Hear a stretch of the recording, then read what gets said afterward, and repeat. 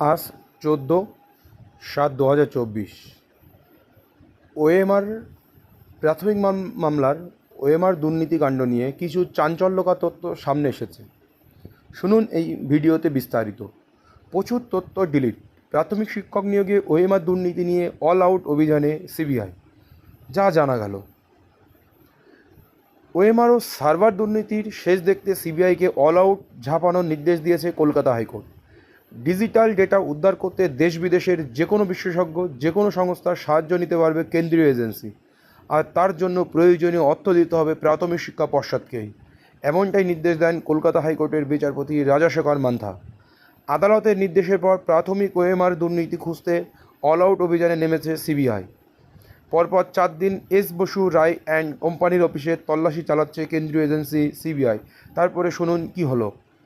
3 জন cyber বিশেষজ্ঞ নিয়ে অভিযান নেমেছেন 5 সিবিআই আধিকারিক। ইতিমধ্যেই একাধিক সার্ভার বাজেয়াপ্ত করা হয়েছে। তবে সিবিআই সূত্রে খবর মিলেছে, বিশেষজ্ঞরা জানিয়েছেন প্রচুর তথ্য সার্ভার থেকে ডিলিট করে দেওয়া হয়েছে। দুর্নীতি তদন্তের শেষ দেখতে সেই সব তথ্যই পুনরুদ্ধার করতে চায় সিবিআই। এর আগে সিবিআই দাবি করে 2014 সালের টেটে 152 জন প্রার্থীর নাম ছিল উইথহেল্ডের তালিকায়। এই প্রার্থীদের নথিপত্রে কোনো সমস্যা ছিল, কিন্তু সিবিআইয়ের চার্জশিটে দাবি করা হয় এস বসু রায় অ্যান্ড কোম্পানির প্রোগ্রামার পার্থ সেন ফেল করা প্রার্থীদের নামও সেই তালিকায় ঢুকিয়ে দেন। শুধু তালিকা নয়, কারচুপি হয়েছিল ওএমআর শিটেও।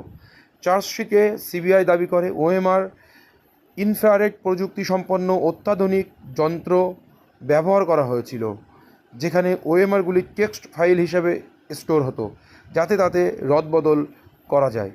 বিচারপতি রাজাশেখর মান্থার নির্দেশ দেন ওএমআরের ডিজিটাল ডেটা উদ্ধার করতে দেশ বিদেশের যে কোনো বিশেষজ্ঞের সাহায্য নিক সিবিআই।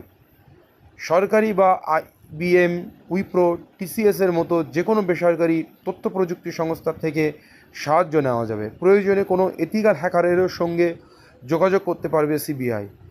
আর এই সমস্ত মোট অর্থ খরচ হবে তা দিতে হবে প্রাথমিক শিক্ষা পর্ষদকেই। এই নিয়ে যে পরবর্তী হিয়ারিংয়ের ডেট দিয়েছিল, সেই পরবর্তী হিয়ারিংয়ের ডেট এখান থেকে আরও 6 সপ্তাহ পরে সেই ডেটে কি হয় আমরা দেখব। প্রাথমিক মামলার ওএমআর দুর্নীতিকাণ্ড নিয়ে কি হতে চলেছে আমরা পরবর্তী মামলায় লক্ষ্য রাখব। ধন্যবাদ।